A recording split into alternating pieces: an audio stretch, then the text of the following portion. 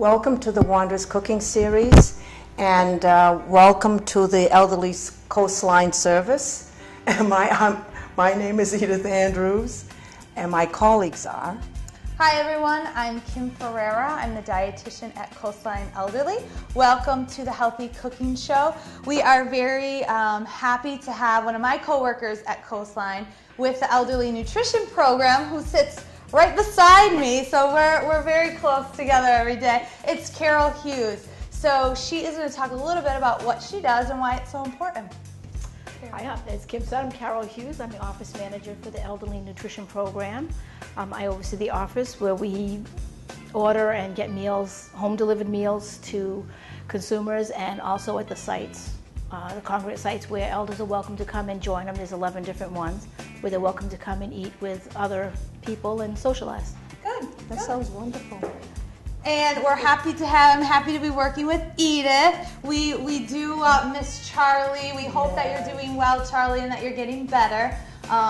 And so we're going to get right into it. So I had asked Carol when I knew she was coming on if she had any recipe that she likes to make and to show me, and maybe we could maybe do it on the show and show how you can make little tweaks to the recipe to just try to optimize on the nutrition. And she brought a great recipe in today, and it's called Apple Crackle. I have no, what is Apple Crackle? It's also known as apple brown Betty's. Oh, okay. Okay. And it's kind of like a blonde brownie, but it's with apples and cinnamon as opposed to chocolate in it. And I have to laugh because when she showed me the recipe, it was like, I don't know, a light shade of brown. So this hasn't been in your family for a while. It's as long as I can remember. My grandmother used to make it, my mother made it, and now I make it for the family. Good, and we're now going to show you it's not Hughes, it's an Anthony tradition.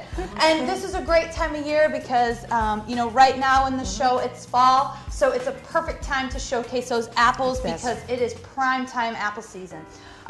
So we're going to get started. So the very first ingredient that Carol is going to start with is a half a cup of margarine or butter. The recipe calls for margarine or butter. How we're amping it up a little bit and optimizing on the nutrition is we are using what's called, one of my favorites is whipped butter. Why I love whipped butter is it has the natural ingredients. So you don't have all these extra chemicals and flavorings. It's just pasteurized cream and a natural flavor. It's pretty much just cream, but it's whipped. So anything that we know that's whipped, you can get the same volume, but it tends to be less fat. So per tablespoon, it's half of the calories of butter and almost half of the fat of butter. So I love using whipped butter because it has that natural butter taste, which I love, and you don't have to worry about all the extra calories. And we made sure when you're trying to get this, they don't show it very well, and we need to talk about that. Yes. So try to get unsalted if you can. It's just another way to lower the sodium in items that you don't even realize. So when you get this, get your half a cup out and make sure that it sits out for a good half hour so it's nice and soft already. Well, when I think about whipped butter, all I think about is that it's softer. Not even thinking about the flavor or anything. It's just that it was softer. Yeah, this is actual easier to whip. spread. Yeah, yep. It is easier to spread. Good. So the next ingredient is sugar. This recipe calls for 1 cup of sugar. And a simple way to just simply decrease the sugar content is just add a little bit less. We're not going to go dramatic, but instead of 1 cup of sugar, we're going to add 3/4 of a cup of sugar. And again, every little bit counts when you're making a recipe, so you won't even notice the difference. Cream it. Yeah, you might not even need to. We have a mixer out, depending on how soft or not soft your butter is. You may need to use a mixer just so that you're getting that smooth consistency started. It seems like it was melted well enough. We might not have to use the mixer. Yeah, it looks good already. Yeah, nice. You just. And it's wonderful where she's been doing that forever. I know. I can just hand her the ingredients. that she knows how to, blend it in nicely. Right. The consistency. I'd still be working at it. Yeah. No, and it just fluffy. Good. Beautiful. Good. Next is 1 egg. We're not going to touch this one. If you want to optimize, you could do 2 egg whites instead of a yolk. Instead of 1 whole egg. If it's just 1 egg, I like to keep it because we do forget to mention all of the benefits of the yolk. It is, of course, where all of the cholesterol is. But by the time we spread this out into how many servings in this dish, the amount that you're getting is very minimal. There are a lot of great minerals in egg yolks itself. Yes. We know egg whites supply the protein. Egg yolks, though, have some great vitamins and minerals, including some key B vitamins and also choline. Choline has been shown recently in research that's very, very helpful for memory. So let's keep the yolk in for this recipe. We're doing good? We're doing good. I want to use that bowl to... Yeah, there you go. That in there. Just get Next is our flour. It calls for 1 cup of flour. I toyed back and forth to say, let's do a 1/2 cup of whole wheat and a 1/2 cup of regular. But, I was forgetting about the perfect blend, which is white whole wheat flour. So it's perfect. You can find it in the stores now, and it really just reads white whole wheat flour. This is a perfect item to use when you're baking because whole wheat flour, people who are not accustomed to whole wheat or do not like the taste of it when baking, it's a really, really perfect combination because it gives you the whole grains. As you read, it's hard white whole wheat flour, and it has the key word when you're looking for something with whole grains. Any idea what I said is the key word? Hard white whole wheat flour. Whole. It has to have the word whole in it. I don't care what the label says, what the marketing gets you at. The first ingredient has to say whole, and then you can confidently know that it's a whole grain, and it's automatically going to have a little bit more protein in it, and it's also going to have a really good source of fiber. What's great about the white is it just has that lighter texture and that lighter taste, so people don't know, especially if you're trying to make changes for family members or children or grandchildren. They won't know this, so it's perfect. The only question, Kim, is it still 1 cup? It's 1 cup. Yep. So you'll do 3 of those. Okay. Yep. I didn't know if you wanted to. So it's just 1 cup of flour. I might have to get you some more. So I've been stashing this and using this all the time. I make my pizza doughs out of this. I make my dinner rolls out of this. And my husband has no idea. It's Well, most of the time they tell you to look for whole wheat at the first ingredient that's on anything that you're looking for. Yep. Then you know what everything is made of. Whole is that key word. Yep. And then the next ingredient, while Carol's mixing that, I'll throw this in here, is just our baking powder, which is essential when you're baking because it does help keep the product together and to rise. The thing with baking powder is it has a natural amount of sodium in it. So because of that, we are omitting the salt that the recipe calls for. Mm-hmm. You may not realize, but 1/8 of a teaspoon, that's a tiny, tiny, tiny amount. And we use 1/2 of a teaspoon, so 4 servings. 1/8 of a teaspoon is 55 milligrams of sodium. So it has a little bit of sodium in it, so why add the extra salt when we're already getting it from the baking powder? Great. And so an additional ingredient that we thought would be great with this recipe is vanilla. Cinnamon and vanilla go so well together that we knew that we were going to be excluding the salt, but vanilla and cinnamon, it calls for a teaspoon of each. And these just complement apples so much. So we are going to add a teaspoon of cinnamon. Mm-hmm. And cinnamon is one of those great spices because it naturally sweetens things. It doesn't have sugar in it, but it's a great complement when maybe you're adding it to baking, adding it to oatmeal. So it's a great way to not have to put as much sugar in, but still have the sweetness that we all like when we're having desserts and sweets. This is great. That's looking fabulous. So as you see, we're just dumping the ingredients in a big bowl, and she's just stirring it, and it's taking on a nice smooth consistency, almost like a cookie batter, kind of a little bit thicker. Our last two ingredients, again, Edith, I wasn't going to let you just stand here pretty the whole time. You had to work a little bit, right? Well, thank you. Yeah. Oh, my. So this calls for 2 cups of chopped apples. Right. The original recipe calls for the apples to be peeled. So again, we're bumping that nutrition up by keeping the skins on. Okay.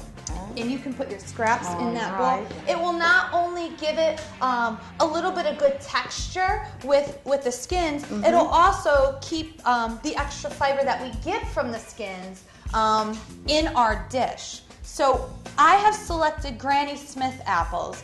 I should have shown it. Oh yeah, nice green color. Yes. And these should taste fabulous because apples are in prime time year right now. I did a little bit of research because you know I'm not a trained chef, so I did do some research as to why certain apples should be used for baking and certain apples aren't. And really what I found was the best 2 apples are your Granny Smith. They have a nice tart consistency that really balance well with the sweetness that you add when baking, but it keeps a nice structure. Sometimes you don't want to have an apple that completely turns to mush while you're baking it. And the other apple is the Macintosh apple. I love Macintosh. Yes, and those, you know, both apples are great eating apples, but they're also, you know, multi-purpose. They're really excellent apples when you bake. Any of you use other apples for baking that you find work really, really well together? I've used, and again, a family thing, my godmother always said apple pies, you use Empire apples. Okay. So I tend to use that in apple pies, although I have used Granny Smith and whatever I have. But. And I went apple picking, I don't know, probably 3 years ago.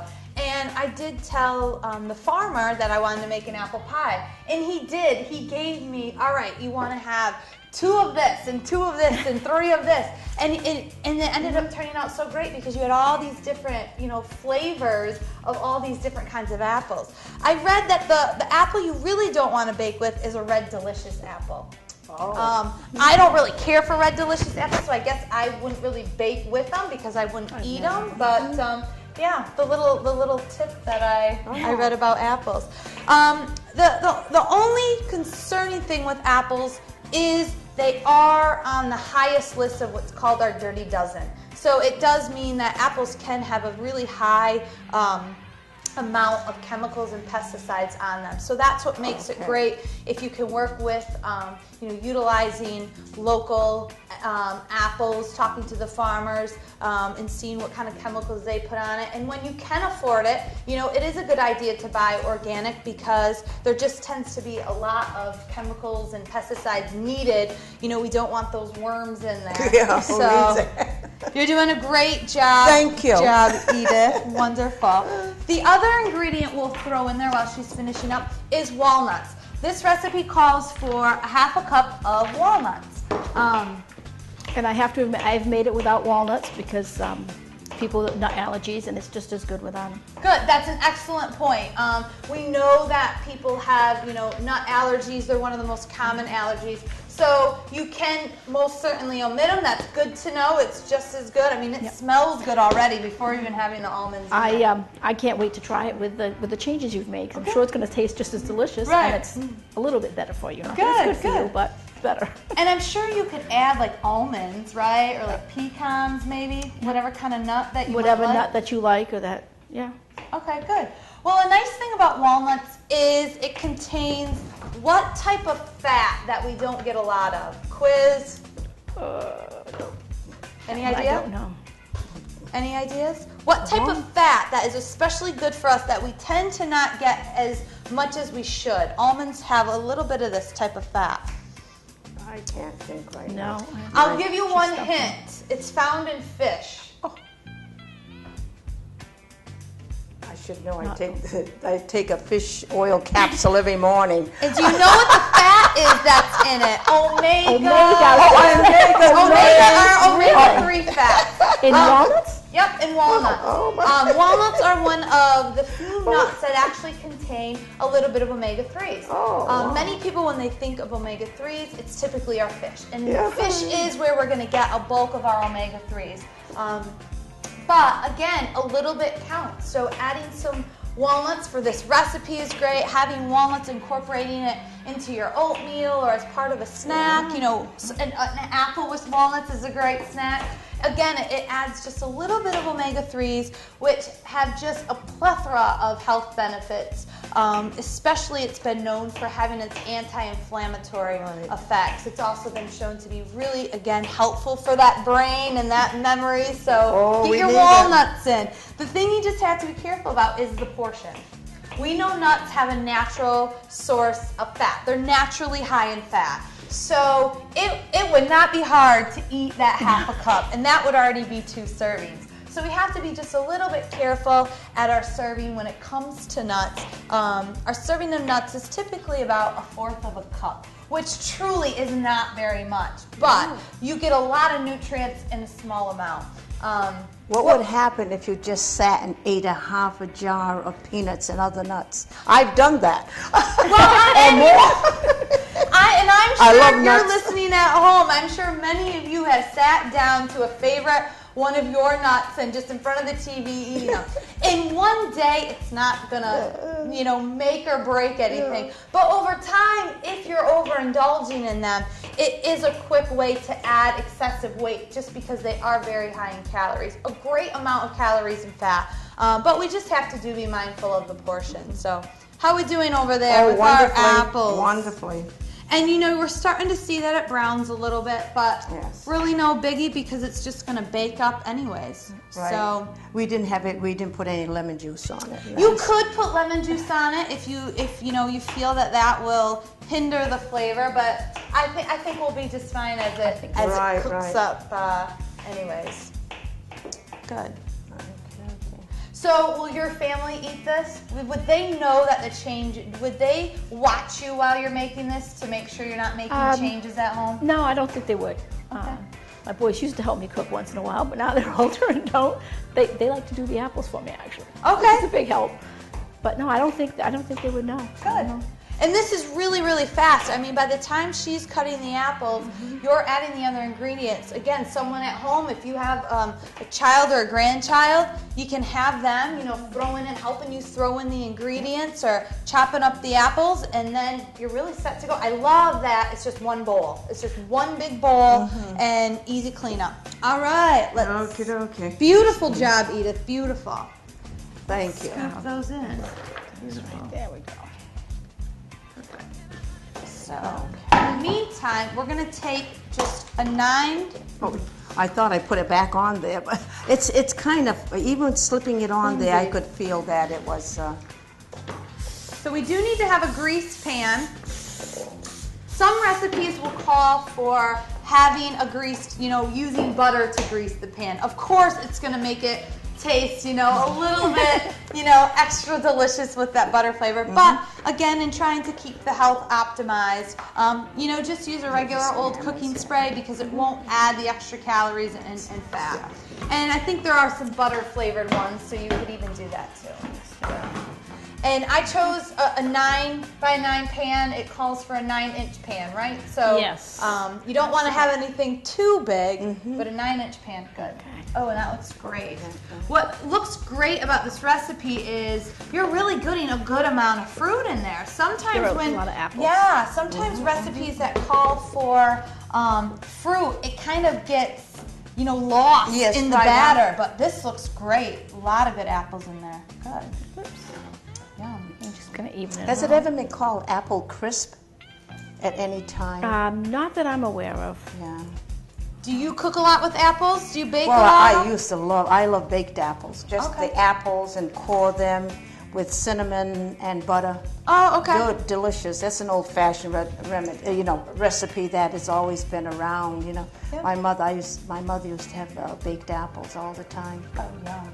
Yeah, I like to add the apples to oatmeal. I've made a pie here or there, but I'm really excited to make this recipe at home. And my husband loves apples, so this time of year is going to be perfect for this.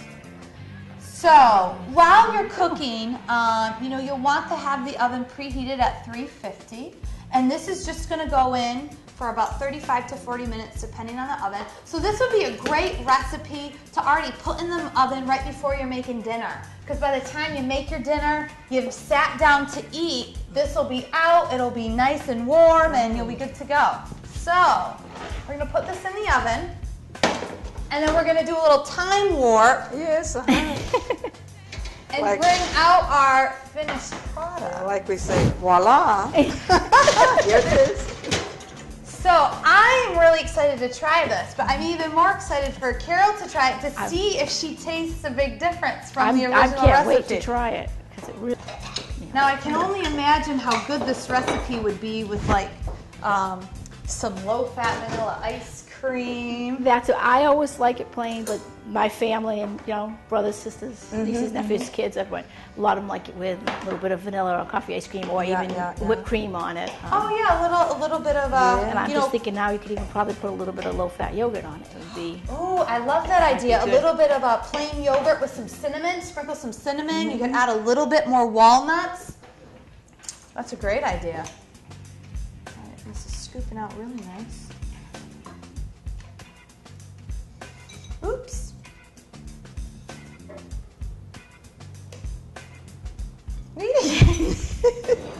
It's there. It's always it's my one, right? It's all right. Are you ready to try this, Edith? Oh yes, I am. All the work you did chopping the apples, right? That was the hard part. Oh, thank you.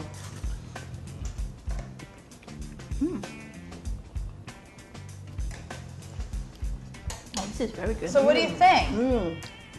Very nice. I think I don't know if it's the vanilla that I'm tasting. A little slight difference, but it's really good. The texture's I think that's about great. it. It's just the texture's good. And Do you miss the sugar? Like, can you tell there is less sugar in it, or anything like that that tastes significant? no, not a significant taste. I think every time we taste, bite into a piece of apple, that gives you that nice flavor again, Bingo. When you're cooking you're tasting more of the apple. Yeah, when you're cooking with fruit, don't be afraid to cut down on the sugar a little bit, because remember, what does all fruit have? Sugar. All fruit has natural sugar. So by decreasing a little bit of the sugar in your recipe, you're still getting it with the fruit in this. This is excellent. I can only imagine what it tasted like before, but I'm glad to hear, these simple changes that can make a really big difference when especially you want to enjoy a sweet dish like this. So we hope that you stay tuned after this and watch the recipe come through and try this recipe that's been into Carol's family for years and years and years. And the walnuts are delicious. And I think I'll try this tomorrow night and see if my family notices the difference. Yeah. Good. Hopefully they won't watch it. They won't see this beforehand. So. Well, Carol, thank you so much for coming on today. This was great. And Edith, this was so good to have you on the show today. Yeah. Thank you so much for watching, and we hope to see you next time.